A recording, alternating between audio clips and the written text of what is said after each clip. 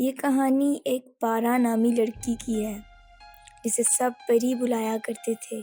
وہ نہایت خوبصورت تھی، کالی بڑی بڑی آنکھیں اور لمبے لمبے بال تھے اس کے۔ وہ ایک چھوٹے سے خوبصورت گاؤں میں اپنے 2 بھائی، ماں اور ایک بھابھی اور تایا کے ساتھ رہتی تھی۔ اسے پچھلے زمانے کے راجا رانی کی کہانیاں پڑھنے کا بہت شوق تھا۔ اس کے گھر کے بالکل سامنے ندی تھی اور بہت سارے درخت تھے۔ ندی کا پانی صاف اور نیلا نیلا نظر آتا تھا۔ وہ ہر وقت اس ندی کے پاس بیٹھ کے کہانیاں پڑھتی رہتی۔ سردیوں کا موسم تھا، سورج ڈوب چکا تھا، رات کی تاریکی میں چاند جگمگا رہا تھا۔ دھند کے ہلکے ہلکے سائے اور ہوا میں جھومتے ہوئے بڑے بڑے درخت بہت پیارے لگ رہے تھے۔ رات دلہن کی طرح سجی ہوئی تھی۔ پری ایک شیشم کے پیڑ کے نیچے بیٹھ کے کہانی پڑھ رہی تھی۔ دیا بھی جلا رکھا تھا۔ کہانی پڑھتے پڑھتے پتہ ہی نہیں چلا رات کافی ہو گئی۔ جب وہ اٹھی تو چاروں طرف خاموشی تھی۔ وہ اندر جانے لگی تو اسے محسوس ہوا کہ جیسے کوئی چل کر اس کے پاس آ رہا ہو۔ اس نے پیچھے مڑ کر دیکھا تو وہاں کوئی نہیں تھا۔ اسے لگا کہ کوئی جھاڑی کے پیچھے کھڑا ہے۔ وہ اس کے قریب گئی اور دھیمی سی آواز میں پوچھا، کون ہے یہاں؟ پر کوئی جواب نہ آیا۔ اس نے پھر پوچھا، کوئی جواب نہ ملا۔ اچانک اس کا بڑا بھائی باہر آیا اور بولا، پری ابھی تک جاگ رہی ہو؟ میں نے کہا تھا جلدی سو جایا کرو، بات نہیں مانتی ہو نا؟ نہیں بھائی، میں تو بس کرو پری، احمد مسکراتے ہوئے بولا۔ اب ہمیشہ کی طرح بہانہ بنا دو گی کہ پتہ ہی نہیں چلا وقت کا؟ نہیں بھائی، میں بول رہی تھی کہ وہاں کچھ ہے، میں نے دیکھا ہے، آپ چل کے میرے ساتھ دیکھ لیں ایک بار۔ احمد بولا، ٹھیک ہے چلتے ہیں۔ جب اس نے دیکھا تو وہاں کچھ بھی نہیں تھا۔ احمد بولا، پری تم شاید تھک گئی ہو، سو جاؤ۔ پر بھائی، پر کچھ نہیں، چلو اندر آؤ پری۔ پری نے ایک بار پھر مڑ کے دیکھا اور پھر اندر چلی گئی اور اپنے کمرے میں جا کر سو گئی۔ اگلی صبح ہو گئی، سب اپنے کام کاج میں مصروف تھے۔ احمد نے امی سے پوچھا، امی پری کہاں ہے؟ امی بولی، پری تو ابھی تک اٹھی نہیں، سو رہی ہے۔ دن کے دوپہر ہو گئے، وہ ابھی تک سو رہی ہے؟ آپ نے دیکھا جا کے اٹھایا اسے؟ بیٹا میں نے اٹھایا پر نہیں اٹھی، میں خود جا کے دیکھتا ہوں۔ احمد پری کے کمرے میں گیا، پیچھے امی بھی چلی گئیں۔ اٹھو پری، دوپہر ہو گئی ہے، تم ابھی تک سو رہی ہو۔ بھائی سونے دیں، کیا ہو گیا؟ سونے سے کیا ہوتا ہے؟ پری دیر تک سوتے رہنا اچھی بات نہیں ہوتی، اور تم اب تک سوتی رہی ہو، نماز بھی نہیں پڑھی ہوگی تم نے۔ امی دیکھ لیں اسے، رات یہ دیر تک باہر بیٹھ کے کہانیاں پڑھتی رہی اتنی سردی میں۔ پری جلدی سے اٹھی۔ امی بولی، تمہیں کہتی ہوں رات کو باہر نہ جایا کرو، درختوں کے نیچے بیٹھی رہتی ہو، کسی دن جن بھوت لگ گئے پیچھے تو چل پتہ جائے گا۔ امی میرا بچپن گزرا ہے درختوں کے نیچے، اب تک کسی جن نے کچھ نہیں کہا تو اب بھی کچھ نہیں کہیں گے، پری نے شرارتی لہجے سے کہا۔ امی نے پیار سے سر پہ ہاتھ پھیرا اور بولی، اچھا بیٹا اب آ کے ناشتہ کر لو۔ یہ کہہ کر امی اور احمد باہر چلے گئے۔ دوپہر کے وقت جب پری امی کی گود میں سر رکھ کر سو رہی تھی اور باتیں کر رہی تھی، تبھی پری کا چھوٹا بھائی حامد بولا، پری تمہارا تعویذ کہاں ہے؟ پری نے اپنے گلے میں دیکھا تو تعویذ نہیں تھا۔ اس کی امی نے جلدی سے پری کو اٹھایا اور پوچھا، تعویذ کہاں ہے تمہارا؟ پری، امی یہیں کہیں ہوگا۔ یہیں تو تھا، امی نے پری سے کہا۔ پری تمہارے گلے سے تعویذ غائب ہے اور تمہیں پتہ بھی نہیں؟ امی کیا ہو گیا ہے؟ وہ تعویذ بچپن سے میرے گلے میں تھا، پرانا ہو چکا تھا، مجھے اچھا نہیں لگتا تھا، اچھا ہوا خود ہی گم ہو گیا، میں اتارتی تو آپ ڈانٹتی۔ امی بہت خوف زدہ ہوئیں۔ تعویذ گم ہو جانے کے ڈر سے ان کے چہرے سے صاف صاف ڈر دکھائی دے رہا تھا۔ پری تم جانتی نہیں ہو کہ وہ تعویذ کتنا ضروری تھا۔ پر امی وہ… چپ کرو تم، امی غصے سے بولی۔ پری نے دھیمی آواز میں کہا، امی جان میری بات تو سنیں، پری مجھ سے بحث نہ کرو تو اچھا ہے، جلدی کرو تعویذ ڈھونڈو۔ امی یہ کہہ ہی رہی تھی کہ احمد اور اس کی بیوی ہاجرہ بھی آ گئے۔ کیا ہوا امی، اتنی گھبرائی ہوئی کیوں ہے؟ امی پریشان ہو کے بولی، احمد بیٹا پری نے اپنا تعویذ کہیں گم کر دیا ہے۔ احمد نے جیسے یہ بات سنی جیسے اسے جھٹکا سا لگا ہو، سب پریشان ہو گئے اور تعویذ ڈھونڈنا شروع کیا۔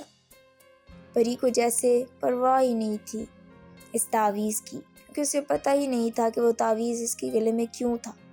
وہ غصے سے اٹھی اور باہر ندی کے پاس جا کے بیٹھ گئی اور پانی میں پتھر پھینکنے لگی۔ تھوڑی دیر میں اس نے دیکھا جہاں سے وہ پتھر اٹھا رہی تھی اس کے نیچے سے ایک چمڑے کی تھیلی نظر آئی۔ مٹی سے بھری تھی اس لیے تھوڑی عجیب سی دکھ رہی تھی۔ اس نے اسے اٹھایا اور پانی سے دھو کر صاف کر لیا اور اسے کھولنے لگی۔ جب اس نے کھول کر دیکھا تو اس میں بہت خوبصورت جھمکے تھے۔ وہ پیار سے اسے ہاتھ میں لیے دیکھتی رہی اور پھر اس نے اس تھیلی کو وہیں پھینک دیا اور جھمکے لے کر اندر چلی گئی۔ دیکھتے ہی دیکھتے شام ہو گئی۔ گھر والے تعویذ ڈھونڈ ڈھونڈ کے تھک گئے تھے۔ شام کو امی کمرے میں آئیں اور ایک سبز کلر کا کپڑا اس کے بازو میں باندھنے لگیں۔ پری بولی، امی یہ کس لیے ہے؟ امی نے پری کو پیار سے گلے لگایا اور کہا، بیٹا تم نے جو تعویذ گم کیا وہ تمہاری حفاظت کے لیے تھا۔ وہ نہیں ملا اس لیے اس غلاف پہ اللہ تعالیٰ کی کلام پڑی ہوئی ہے، اسے باندھ رہی ہوں تاکہ تم مصیبتوں سے بچی رہو۔ پری اداس ہو گئی اور بولی، امی کیسی مصیبت ہے؟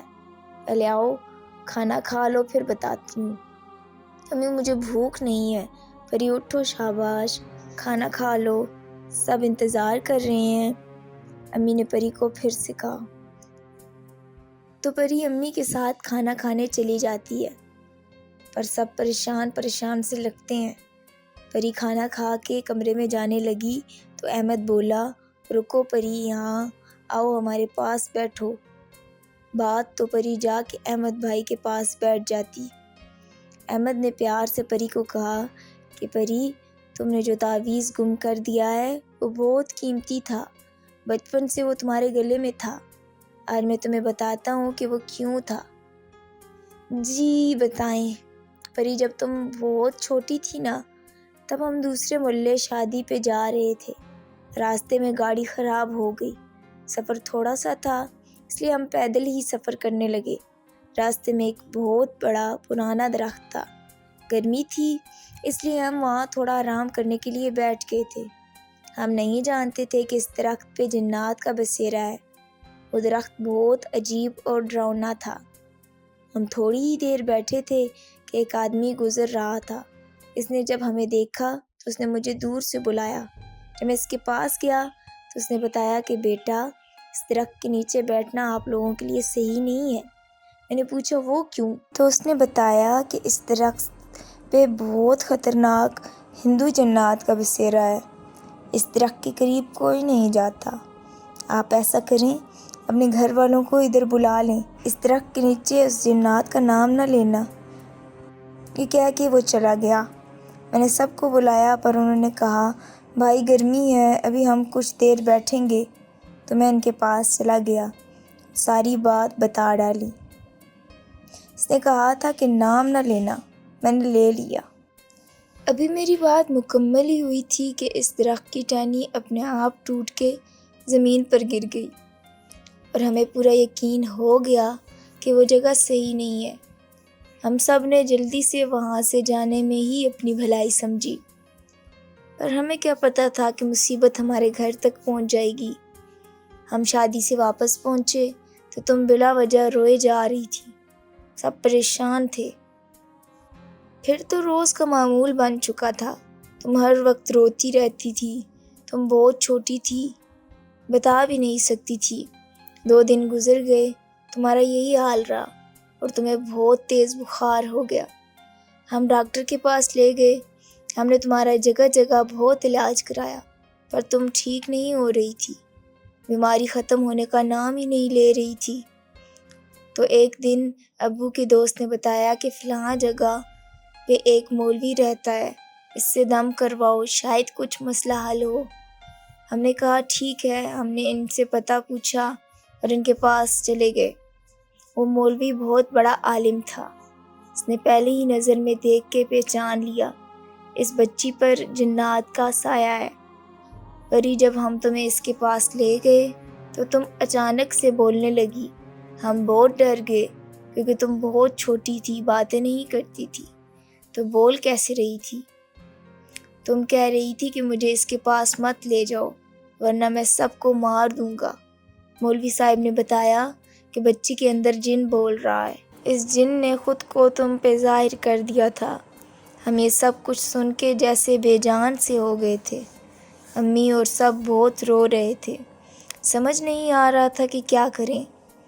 پھر ہم مولوی صاحب سے التجا کرنے لگے کہ ہماری بچی کو بچا لیں، تو انہوں نے ہمیں تسلی دی اور کہا کہ اللہ کی ذات بچانے والی ہے، ہم صرف کوشش کر سکتے ہیں، زندگی موت تو اللہ تعالیٰ کے ہاتھ میں۔ انہوں نے یہ بھی بتایا کہ اسے بچانا اتنا آسان نہیں ہے، اس میں جان بھی جا سکتی ہے۔ تو ابو نے کہا کہ میں اپنی بچی کو بچانے کے لیے کچھ بھی کروں گا، آپ بتائیں کیا کرنا ہے۔ تو پھر عالم صاحب نے ابو کو ایک وظیفہ دیا اور کہا کہ اپنی آنکھیں بند کر کے بچی کے سامنے کھڑے ہو کے پڑھنا ہے۔ انہوں نے ایک گول دائرہ بنا دیا، اس میں ابو کو کھڑا کر دیا اور کہا کہ پڑھنا شروع کر دو۔ ابو نے جیسے ہی آنکھیں بند کر کے پڑھنا شروع کیا تو ان کے کانوں میں اچانک سے آوازیں آنے لگیں، خوفناک آواز، رونا، ہنسی، سب ملی جلی آوازیں آ رہی تھی۔ اور اچانک ابو کی آنکھوں کے سامنے ایک بھیانک چہرے والا آدمی نمودار ہوا۔ ابو نے آنکھیں بند کی ہوئی تھیں، پر اس بھیانک شکل کو دیکھ کے ابو کی آنکھیں کھل گئیں۔ ابو خوف سے بے حال ہو گئے۔ عالم صاحب نے کہا کہ میں جانتا تھا تمہیں روکنے کے لیے وہ اپنی بھیانک شکل ضرور دکھائیں گے، آپ نے اگر اپنی بچی کو بچانا ہے تو اس عمل کو پورا کرنا ہوگا۔ ابو نے کہا میں پورا کر کے ہی رہوں گا۔ ابو نے دوبارہ آنکھیں بند کر کے وظیفہ پڑھنا شروع کر دیا۔ جنات نے ابو کو روکنے کی ناکام کوشش کی مگر ابو نہیں رکے، بس پڑھتے گئے۔ ادھر عالم صاحب نے بھی پڑھائی کے ساتھ ہی ساتھ ایک تعویذ لکھنا شروع کر دیا۔ جیسے جیسے دیر گزرتی گئی ابو کی حالت عجیب سی ہونے لگی، سر سے پاؤں تک پسینہ ہی پسینہ تھا، پر وہ پھر بھی پڑھتے گئے، رکے نہیں۔ ادھر عالم صاحب کا جیسے ہی تعویذ پورا ہونے کو آیا تو وہ بھی پسینے سے پانی پانی ہو گئے، ان کا دم گھٹنے لگا اور وہ بڑی مشکل سے قلم پکڑے ہوئے تھے۔ جیسے تیسے کر کے بڑی مشکلوں سے تعویذ پورا کیا۔ ادھر ابو کی بھی پڑھائی پوری ہونے کو ہی تھی کہ ابو گر گئے اور بے ہوش ہو گئے۔ عالم صاحب نے جب یہ دیکھا تو انہوں نے جلدی سے اس تعویذ کو بنا کے پری تمہارے گلے میں ڈال دیا۔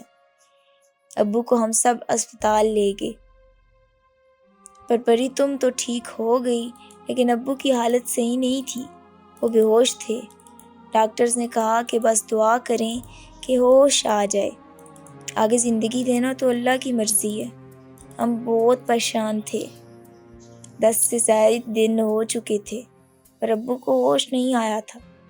ڈاکٹرز بھی علاج کر رہے تھے، عالم صاحب بھی پڑھائی کر رہے تھے ابو پر، لیکن کسی چیز کا کوئی اثر نہیں ہو پا رہا تھا۔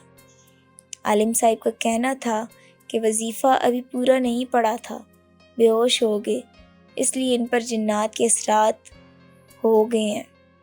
آخر کئی دن بعد ابو کو ہوش آیا، وہ آنکھیں نہیں کھول پا رہے تھے، بس ان کے ہاتھ تھوڑے تھوڑے ہل رہے تھے اور تمہارا نام پکار رہے تھے، پری پری پری۔ ہم روم سے باہر تھے، ڈاکٹرز نے جیسے ہی بتایا کہ آپ کے ابو کو ہوش آ گیا تو ہم دوڑتے ہوئے اندر آئے ابو کے پاس۔ ہم نے ابو سے بات کرنے کی کوشش کی مگر وہ بات نہیں کر پا رہے تھے، بس پری پری کہہ کے تمہیں بلا رہے تھے۔ ہم نے ابو کو بتایا کہ ابو پری اب ٹھیک ہے۔ ڈاکٹرز نے کہا ان سے زیادہ بات نہ کی جائے، ان سے کوئی ایسی ویسی بات نہیں کرنی جس سے انہیں ٹینشن ہو، احتیاط کرنا ہے۔ تو ہم نے سب کو کمرے سے باہر بھیج دیا، بس میں اور امی ابو کے پاس بیٹھے تھے۔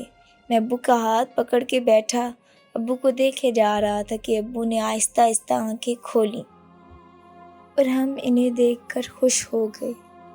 میں امی کو بتانے لگا کہ امی ابو نے آنکھیں کھول لیں، تو ابو نے میری طرف دیکھا اور تھوڑا سا مسکرائے، اور اچانک انہوں نے دیوار کی جانب دیکھا۔ نہ جانے انہیں ایسا کیا نظر آ رہا تھا کہ بس ان کی نظر ایک ہی جگہ جم گئی، بس وہ دیکھے جا رہے تھے۔ میں ابو سے بات کر کر کے تھک گیا، گردن تک نہ ہلائی، خوف سے کانپ رہے تھے۔ دیکھتے دیکھتے آنکھوں میں پانی آ گیا تھا اور ان کو سینے میں درد ہونے لگا، دل پہ ہاتھ رکھ کے زور زور سے کانپنے لگے۔ میں ڈر گیا کہ ابو کو کیا ہو رہا ہے۔ میں بھاگا اور ڈاکٹرز کو بلایا، اور ڈاکٹرز کے آنے سے پہلے ہی ابو نے دم توڑ دیا۔ ہمارے لیے یہ صدمہ ناقابل برداشت تھا، ہم بہت غمزدہ تھے۔ گھر پہ قیامت ٹوٹ پڑی تھی، پتہ نہیں کیسے مشکلوں سے ہم نے خود کو سنبھالا۔ اس سب باتیں سن کر پری پھوٹ پھوٹ کے رونے لگی اور بھائی کے گلے لگ گئی۔ احمد خود بھی رو رہا تھا۔ امی نے کہا، پری بیٹا، عالم صاحب نے کہا تھا کہ وہ تعویذ زندگی میں کبھی مت اتارے ورنہ وہ جن واپس آ جائے گا۔ امی نے پری کو گلے لگایا اور رو کر کہا کہ پری، ہم تمہارے ابو کو تو کھو چکے ہیں، اب تمہیں نہیں کھونا چاہتے، تم اکلوتی بیٹی ہو ہماری، اور اس کے آنسو صاف کرنے لگیں۔ امی نے پری کو کہا کہ بیٹا اب رات کو باہر مت جانا، اور اگر دن کو بھی جانا تو خیال رکھنا، اور کہا کہ آؤ میں تمہیں کمرے تک چھوڑ کے آتی ہوں۔ امی پری کو کمرے میں لے گئیں اور بیڈ پہ لٹا دیا اور کمرے کے پردے بند کرنے لگیں۔ پری نے امی سے کہا، امی تھوڑی دیر میرے پاس رک جائیں۔ امی نے کہا، ٹھیک ہے۔ پری امی کی گود میں سر رکھ کے سو گئی۔ کچھ دیر بعد پری کی آنکھ کھلی تو اس نے امی سے کہا کہ آج رات میرے پاس سو جائیں، مجھے ڈر لگ رہا ہے۔ امی بولی، بیٹا ڈرو نہیں، میں تمہارے پاس ہوں۔ تو امی وہیں پری کے پاس سو گئی۔ اگلے دن دوپہر کا وقت ہوتا ہے، پری کا دل کرتا ہے کہانی پڑھنے کو، وہ کتاب اٹھا کر باہر جانے لگتی ہے، پھر اس سے خیال آتا ہے کہ نہ جاؤں، اور پھر کہتی ہے، دن کو کچھ نہیں ہوتا، چلی ہی جاتی ہوں۔ وہ باہر جاتی ہے اور ندی کے پاس شیشم کے پیڑ کے نیچے بیٹھ جاتی ہے اور کہانی پڑھنا شروع کر دیتی ہے۔ کچھ 1 گھنٹے بعد اسے کھٹ کھٹ کی آواز سنائی دیتی ہے۔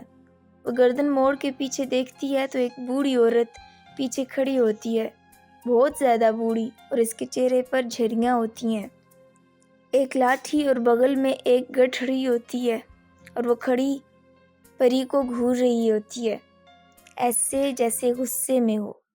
پری اسے دیکھ کے چونک جاتی ہے اور جلدی سے اٹھ کے اپنی جگہ کھڑی ہو جاتی ہے۔ وہ عورت پری کو گھورتے ہوئے لاٹھی کھٹ کھٹاتی ہوئی پری کے پاس آنے لگتی ہے، تو پری اسے دیکھ کے ڈر کے مارے پیچھے پیچھے ہوتی جاتی ہے۔ وہ بوڑھی عورت بھاری آواز میں کہتی ہے، رک جا لڑکی، کیوں ڈر رہی ہے مجھ سے، میرے پاس آ۔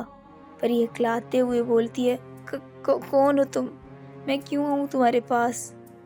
وہ بوڑھی عورت جھٹ سے پری کے بازوؤں سے پکڑ لیتی ہے اور بولتی ہے، تم مجھ سے بچ کر کہاں جاؤ گی؟ پورے 17 سال انتظار کیا ہے تمہارا، اور زور کا کہکا لگاتی ہے۔ پری اس کی شیطانی ہنسی سے اور بھی زیادہ ڈر جاتی ہے۔ پری چلاتی ہے، مجھے چھوڑو، کون ہو تم؟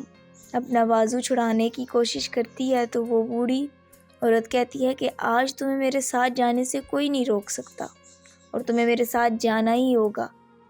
پری اپنے بازو کو زور سے کھینچتی ہے، وہ بوڑھی عورت پری کو دھکا دے دیتی ہے، وہیں پری منہ کے بل نیچے گر جاتی ہے۔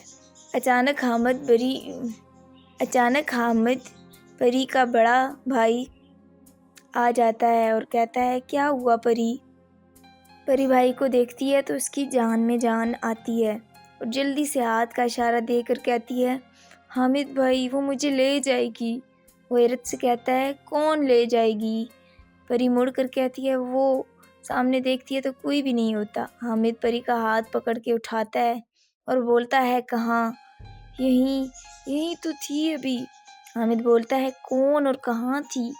یہاں پہ تو کچھ بھی نہیں ہے۔ نہیں، یہاں پہ ایک بوڑھی عورت تھی، اس کے ہاتھ میں ایک لاٹھی تھی اور بغل میں ایک گٹھری تھی اور اس کی شکل ڈراؤنی جھریوں والی تھی۔ حامد مسکراتا ہے اور بولتا ہے کوئی مانگنے والی ہوگی، تم جو اتنی ڈر رہی ہو وہ بھی تمہیں دیکھ کے ڈر گئی ہوگی اور بھاگ گئی ہوگی۔ پری حامد کی بات کو ٹوکتے ہوئے بولتا ہے نہیں بھائی، وہ مجھے لے جائے گی۔ حامد پری کو ٹوکتا ہے اور بولتا ہے پری اب دوپہر کے وقت کوئی جن تو سرعام آ نہیں سکتا، تو ظاہر سی بات ہے کوئی فقیر ہوگا، اگر وہ نہیں تو پھر تمہیں وہم ہوگا۔ حامد پری کی بات کو نہیں سمجھ پاتا۔ پری خاموش ہو کے اداس چہرہ لیے گھر کے اندر چلی جاتی ہے۔ جب کمرے میں جاتی ہے تو اسے یاد آتا ہے کہ وہ اپنی کتاب تو پیڑ کے نیچے ہی بھول آئی ہے، تو وہ سوچتی ہے کہ ابھی کتاب اٹھانے نہیں جانا چاہیے، کیا پتہ وہ عورت وہیں ہو۔ دیکھتے دیکھتے شام ہو جاتی ہے۔ کھانا وغیرہ سے فارغ ہو کر وہ اپنے روم میں بیٹھی ہوتی ہے کہ امی آ کے کمرے کے دروازے میں کھڑی ہو کے خاموشی سے پری کو دیکھنے لگتی ہیں۔ پری کہتی ہے امی اندر آ جائیں، پر وہ کچھ نہیں بولتی، چپ چاپ کھڑی رہتی ہیں۔ پری امی سے باتیں کرتی رہتی ہے اور امی خاموشی سے کھڑی سنتی جاتی ہیں۔ جب پری کو اس کی باتوں کا جواب نہیں ملتا تو امی کے پاس آتی ہے اور بولتی ہے کیا ہوا امی، اتنی خاموش کیوں ہے، مجھ سے بات کیوں نہیں کر رہی ہیں، باہر کیوں کھڑی ہیں؟ نہیں نہیں بیٹا کچھ نہیں، آؤ آج میں تمہیں کہانی پڑھ کے سناتی ہوں، کہاں ہے تمہاری کتاب؟ پری کہتی ہے امی وہ تو میں باہر پیڑ کے نیچے ہی چھوڑ آئی ہوں۔ اور پری یہ بھی سوچ رہی ہوتی ہے کہ پہلے تو امی مجھے کہانیاں پڑھنے سے روکا کرتی تھی، اور آج اچانک امی خود کیسے؟ امی بولتی ہیں کہ آؤ کتاب لے آتے ہیں باہر سے۔ جی چلیں امی۔ پری امی کے پیچھے چل پڑتی ہے۔ جب اس پیڑ کے نیچے جاتی ہے تو امی کہتی ہیں کدھر ہے کتاب؟ پری پیڑ کے نیچے جا کے کتاب اٹھاتی ہے اور پیچھے مڑ کر دیکھتی ہے تو امی پیچھے نہیں ہوتی۔ وہ ادھر ادھر دیکھتی ہے اور بلاتی ہے امی کہاں ہو، امی کہاں چلی گئی، آپ جلدی آئیں، مجھے ڈر لگ رہا ہے۔ لیکن کہیں سے کوئی جواب نہیں ملتا۔ باہر ہر طرف خاموشی ہوتی ہے، ہلکی ہلکی چاند کی روشنی ہوتی ہے، ہر طرف دھند دھواں ہوتا ہے۔ پری کے پاس لائٹ بھی نہیں ہوتی۔ وہ بار بار امی کو بلاتی ہے پر کوئی جواب نہیں ملتا۔ پری پریشان ہو جاتی ہے اور ڈری ہوئی ہوتی ہے کہ اچانک امی کہاں گئیں، ابھی تو یہیں تھیں۔ پھر اسے جھاڑیوں میں سرسراہٹ سی محسوس ہوتی ہے۔ وہ ڈرتے ڈرتے قریب جاتی ہے تو جھاڑی کے نیچے ایک بلی بیٹھی ہوئی نظر آتی ہے اور جھاڑی کی طرف پھر سے دور کھڑے ہو کے دیکھنے لگتی ہے تو اچانک دھند میں ایک کالی بڑی سی پرچھائی اسے دکھتی ہے۔ وہ آہستہ آہستہ چل رہی ہوتی ہے۔ پری اسے دیکھ کے اور بھی زیادہ ڈر جاتی ہے۔ وہ پرچھائی درخت کے پیچھے جا کے غائب ہو جاتی ہے۔ یہ دیکھتے ہی پری گیٹ کی طرف بھاگنے کی کوشش کرتی ہے۔ سامنے دیکھتی ہے کہ وہ بلی اس کے بالکل سامنے کھڑی ہوتی ہے اور اس کی آنکھیں اندھیروں میں لائٹ کی طرح چمک رہی ہوتی ہیں۔ یہ دیکھتے ہی پری کے رونگٹے کھڑے ہو جاتے ہیں اور اس کے ہاتھ سے کتاب گر جاتی ہے۔ وہ کانپتے قدموں کے ساتھ پیچھے پیچھے ہوتی جاتی ہے۔ اس کا پاؤں پھسلتا ہے اور وہ نیچے گرتی ہے۔ اس کے ماتھے پہ چوٹ آ جاتی ہے اور اس میں سے خون بہنا شروع ہو جاتا ہے۔ خون دیکھتے ہی بلی زور زور سے میاؤں میاؤں کرنے لگتی ہے۔ پری خود کو سنبھالتی ہوئی اٹھنے کی کوشش کر رہی ہوتی ہے کہ سامنے دیکھتی ہے تو اسے پاؤں نظر آتے ہیں۔ وہ ڈرتے ڈرتے جیسے ہی اوپر دیکھتی ہے تو ایک بہت ہی ڈراؤنا آدمی کھڑا ہوتا ہے۔ اس کی سفید آنکھیں اور بڑے نوکیلے دانت ہوتے ہیں۔ اسے دیکھتے ہی اٹھ کے گیٹ کی طرف بھاگتی ہے۔ وہ آدمی اس کے پیچھے پیچھے آہستہ سے چلتا آ رہا ہوتا ہے۔ وہ گیٹ کھولنے کی بے حد کوشش کرتی ہے لیکن گیٹ بند ہوتا ہے۔ پری خوف سے لرزتی ہوئی کپ کپی آواز میں کہتی ہے میرے پاس مت آنا، دور رہو مجھ سے۔ تو وہ بولتا ہے بے وقوف، جتنا بھاگ سکتی ہے بھاگ لے، آخر میں تمہیں میرے ساتھ جانا ہی ہوگا، اور زور کا کہکا لگاتا ہے۔ اس کی آواز ایسی ہوتی ہے کہ کانوں میں درد ہونے لگتا ہے۔ پری کی ہمت جواب دے جاتی ہے۔ وہ خوف سے کانپتے ہوئے گیٹ کے پاس بیٹھ جاتی ہے۔ وہ اور اس شیطان کو اپنے قریب آتا دیکھ کے منہ پہ دونوں ہاتھ رکھ کے زور زور سے رو رہی ہوتی ہے۔ اور ڈراؤنا شیطان اس کے بہت قریب آ کے کھڑا ہوتا ہے اور زور زور سے ہنس رہا ہوتا ہے۔ جب پری چہرے سے ہاتھ ہٹا کے اس کی طرف دیکھتی ہے تو ڈر کے مارے اس کے بے ساختہ چیخ نکل جاتی ہے اور اس سے برداشت نہیں ہوتا اور وہ وہیں بے ہوش ہو جاتی ہے۔ اگلے دن جب پری کو ہوش آتا ہے تو وہ دیکھتی ہے کہ وہ تو اپنے روم میں ہے۔ اٹھنے کی کوشش کرتی ہے تو اس کا سر بھاری بھاری لگتا ہے۔ سب گھر والے پاس بیٹھے ہوتے ہیں۔ امی اسے واپس لٹا دیتی ہیں اور پوچھتی ہیں، پری کیسی ہو بیٹا اب؟ سر میں درد ہو رہا ہے امی۔ پھر امی کہتی ہیں، رات کو کیا ہوا تھا؟ تو پری کہتی ہے، امی رات کو جب ہم باہر کتاب اٹھانے گئے تھے تب آپ کہاں چلی گئی تھیں؟ امی حیرت سے پوچھتی ہیں، کب؟ تو پری اسے ساری بات بتاتی ہے۔ امی پری کو بتاتی ہیں وہ رات کو پری کے ساتھ باہر گئی ہی نہیں تھی، وہ تو رات کو پری کی آواز سن کے آئے تھے سب۔ خیر پری کی بھابھی ہاجرہ امی کو کہتی ہیں کہ ہمیں کسی پیر وغیرہ سے دم کروانا چاہیے۔ وہ بھی کہتی ہیں کہ تم ٹھیک کہہ رہی ہو۔ احمد بولتا ہے، میں ایک آدمی کو جانتا ہوں، ایک پیر صاحب ہیں جو گاؤں کی سرحد میں ایک چھوٹے سے مکان میں رہتے ہیں۔ بہت لوگوں سے اس کے بارے میں سنا ہے کہ وہ بہت اچھے ہیں، انشاءاللہ وہ ہمارا مسئلہ حل کر دیں گے۔ اور وہ کہتا ہے کہ میں آج ہی اسے یہیں پہ لے کے آتا ہوں، شام تک وہ بابا کو لے کر گھر پہنچ جائے گا۔ خیر دیکھتے ہیں شام ہو جاتی ہے پر وہ گھر نہیں پہنچتے۔ شام کو سب انتظار کر رہے ہوتے ہیں۔ پھر انہیں پتہ چلتا ہے کہ ان کی تو گاڑی راستے میں خراب ہو گئی ہے، صبح تک پہنچ جائیں گے۔ امی روم میں آتی ہیں تو پری سو گئی ہوتی ہے۔ وہ پری کے پاس تھوڑی دیر بیٹھتی ہیں اور پھر اپنے کمرے میں چلی جاتی ہیں۔ رات 2 بجے کا ٹائم ہوتا ہے کہ کمرے میں زور زور کی آواز چل رہی ہوتی ہے۔ ایسا لگتا ہے جیسے کمرہ ہوا میں اڑ رہا ہو۔ ہوا کا شور مچا ہوتا ہے، پردے کھلے ہوئے ہوتے ہیں۔ پری کا بستر زور زور سے ہل رہا ہوتا ہے کہ پری اٹھ جاتی ہے۔ کیا دیکھتی ہے کہ اس کا بیڈ ہوا میں اڑ رہا ہوتا ہے، بالکل چھت کے قریب لٹکا ہوتا ہے۔ وہ بستر سے اٹھنے کی بہت کوشش کرتی ہے مگر ہل ہی نہیں پا رہی ہوتی۔ اس کے اوپر وزن آ گیا ہو، اسے ایسا لگتا ہے۔ اسے کچھ سمجھ بھی نہیں آ رہا ہوتا۔ وہ چیختی ہے، چلاتی ہے پر اس کے گلے سے آواز ہی نہیں نکلتی۔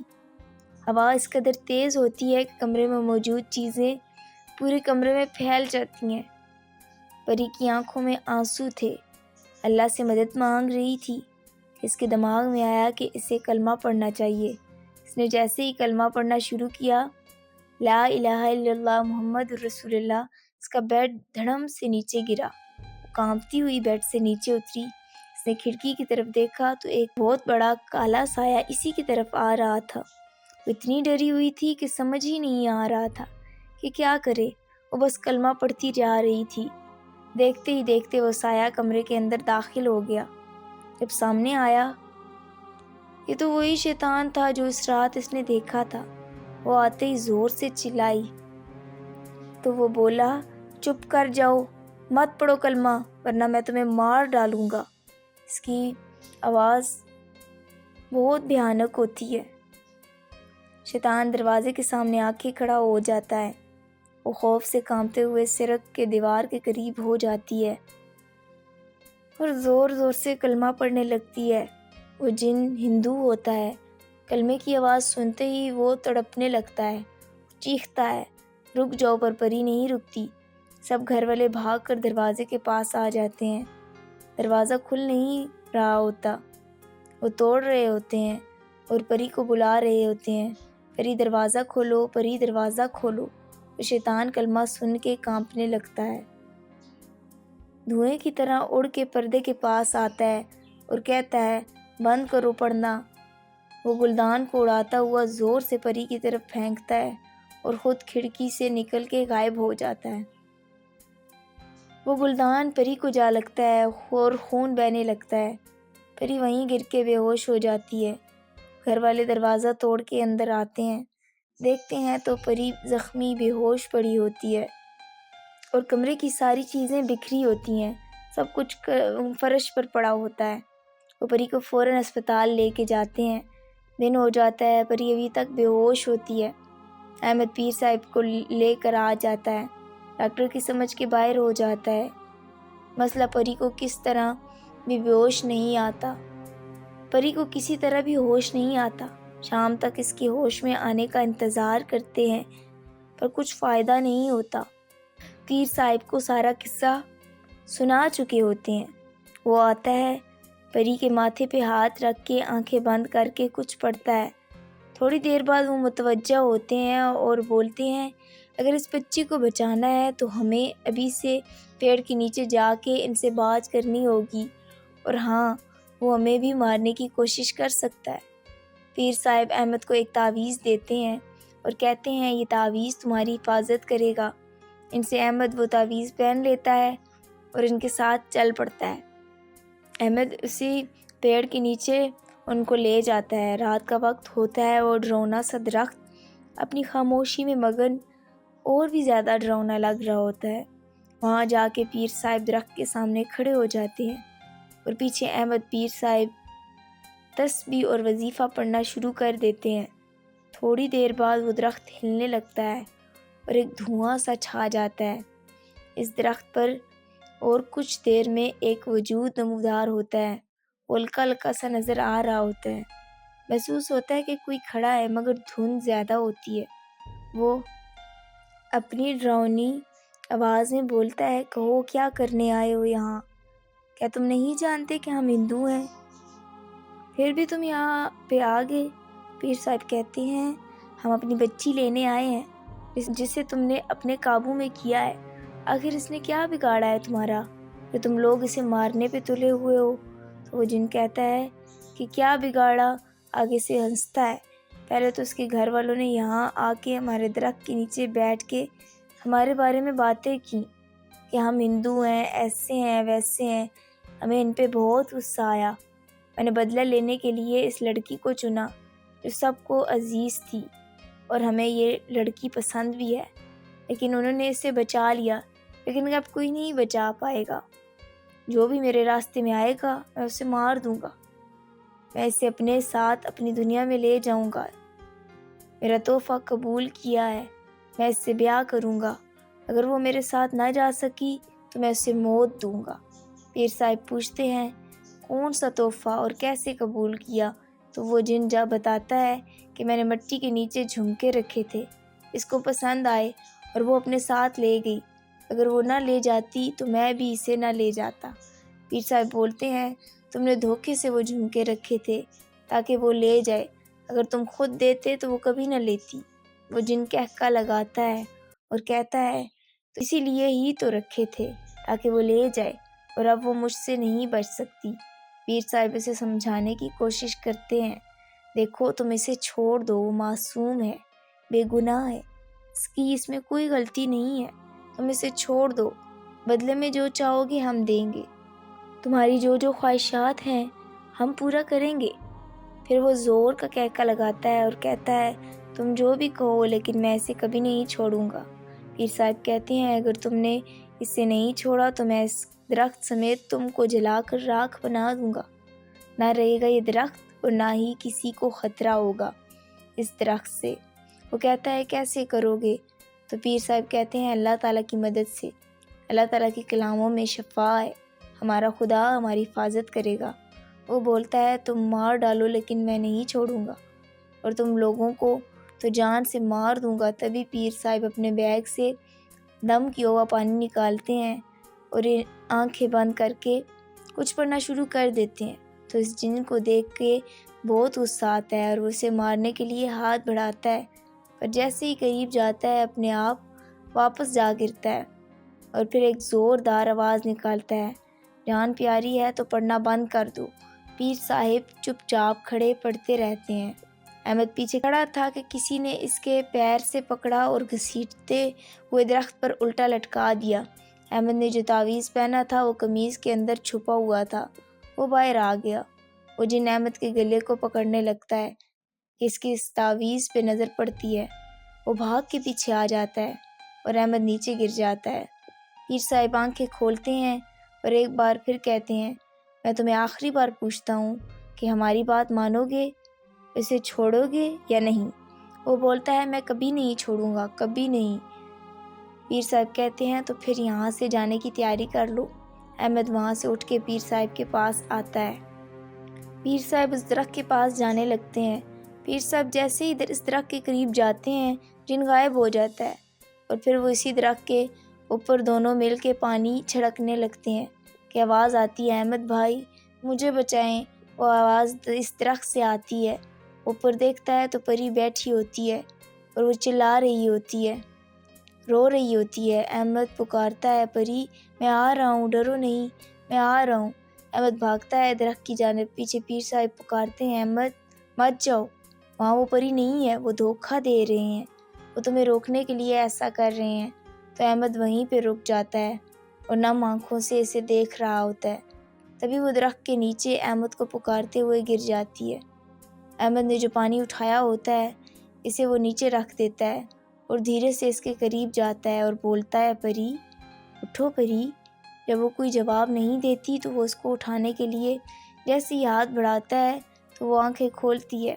اس کی آنکھیں بالکل سفید ہوتی ہیں۔ وہ احمد کو گلے سے پکڑ لیتی ہے اور زور کا کہکا لگا کر، تم کیا سمجھتے ہو میں پری ہوں؟ میں وہی ہوں، تمہارا دشمن۔ یہ کہہ کے وہ اپنی اصلی روپ میں آ جاتا ہے۔